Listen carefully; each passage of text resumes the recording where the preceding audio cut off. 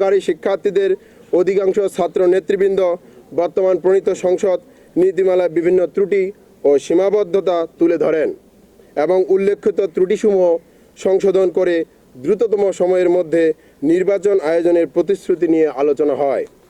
মতবিনিময় সভায় অধিকাংশ শিক্ষার্থী নিম্নোক্ত প্রস্তাব তুলে ধরেন, যে প্রস্তাবনাগুলো আমি নাম্বার আকারে ধারাবাহিকভাবে আপনাদের সামনে এখন তুলে ধরব। নাম্বার 1, এজিএস পদে একজন নারী প্রার্থী অথবা ছাত্রী বিষয়ক সম্পাদক পদ সৃষ্টি করা। অর্থাৎ আমাদের মূল কথা হচ্ছে নারীদের নেতৃত্ব সুগম করার জন্য সুনির্দিষ্ট পদ নির্ধারিত করা। ব্রাকসুর যে গঠনতন্ত্র, সেখানে নারীদের পদ নির্দিষ্ট করে রাখা, যাতে নারী নেতৃত্ব বিকশিত হয়।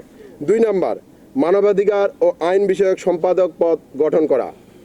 3 নাম্বার, ক্যাফেটেরিয়া ও কেন্দ্রীয় লাইব্রেরি বিষয়ক সম্পাদক পদ সৃষ্টি করা।